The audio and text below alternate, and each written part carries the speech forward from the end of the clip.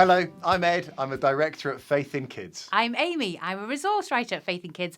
Welcome to the training video for week 4 of our Who Am I series. I am given a body. You've already read through the downloadable resource. Have you prayed it in yet?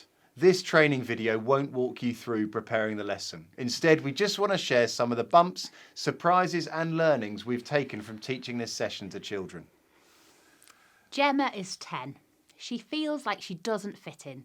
She's different from the other girls. She's not interested in clothes, hair, craft, cartwheels or gossip. She likes climbing trees and playing rugby with her brothers. She hates skirts. She swears she'll never wear a dress again.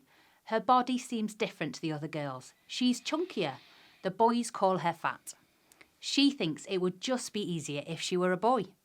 If she changed her body, these feelings would go away, wouldn't they? Imagine she's sat in your session this week.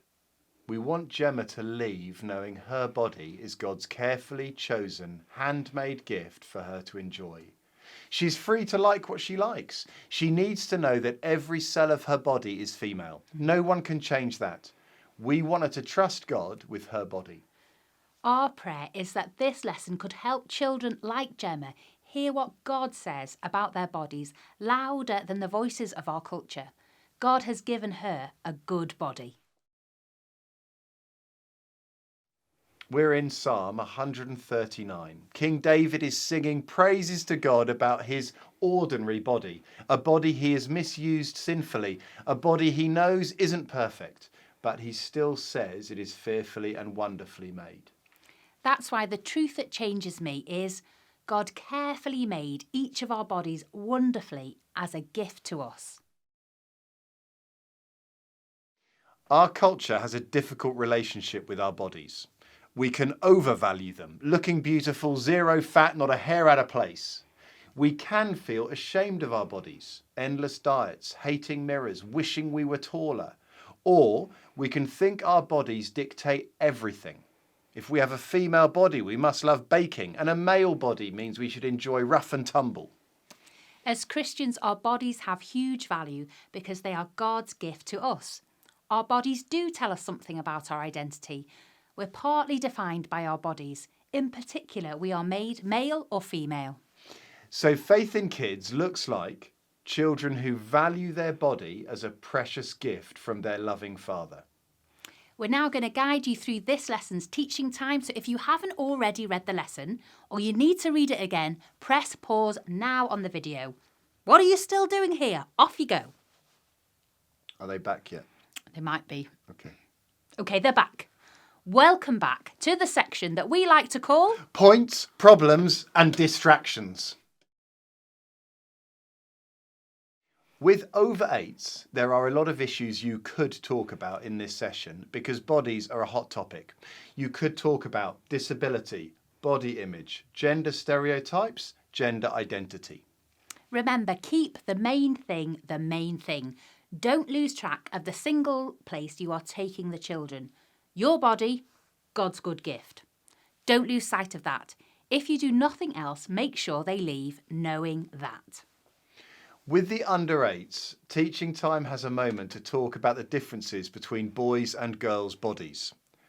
Prepare yourself, under 8s love to talk about bodies. It's all right to say willy and boobs in church out loud. Are you sure? I just did. Well done. I got away with it. We want our little ones to know that no topic is off limits with Christians who love them. With the over 8s, consider talking about one of those 3 issues: body image, gender stereotypes, gender identity. Don't do the screaming in your head thing at those terms. You know what they are, and in the lesson we've got simple definitions for you to use. You might assume none of the issues touch on the children's lives in your group. In teaching time, use those definitions and talk through what these would look like in their day-to-day. It will help you make great decisions about what to cover in Heart and Hands. Shall we do heart and hands now? Absolutely. Feels right, doesn't it? Heart and Hands. Making the most. This is the moment for the children to do the talking. You've had your chance, it's their time. Ask great questions, get every child talking. The first case study is about a boy who thinks his body is too scrawny and thin. Talk about reasons why people don't like their bodies. Don't settle for bland platitudes like, I think your body's just lovely the way it is, or I'm sure you'll grow a lot soon. Keep it Christian from Psalm 139. God chose for his body to be that way. What could you say to that boy from what we've learnt today that would help him? The second case study is about a girl who doesn't feel like she fits in with girls and identifies more with the boys. It's perfectly possible that no one in your group can relate to that picture. Perhaps they already feel the freedom to follow their own path. That's good. We've already started work on the next resource that will look at these issues in more depth and just with older children. So you don't need to finish the conversation, just get it started. Find out about their world. Love them enough to let them talk openly, even when you're not sure where the conversation could be going. And finish by praying. Pray together about the big idea. Let them leave very clear that your body, God's gift. Okay, finally, we're going to go through that take-home sheet because we'd love you to make connections with the parents. Do you already know if there is a child who has a difficulty with their body? Perhaps a disability or just an insecurity? Pray for them as you prepare your session. Be ready to talk to that parent after the session. If the child finds it hard to talk about their body in the lesson, then it's probably also awkward at home. So tread carefully as you talk to parents, but do be brave. It's only when we have honest conversations that we can really start to love each other well.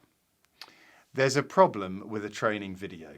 You thought you knew what you were doing until we turned up and gave you more to worry about. Please know it is not complicated.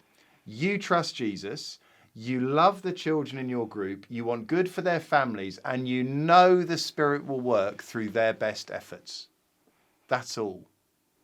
Trust Jesus, teach truth. You've got it.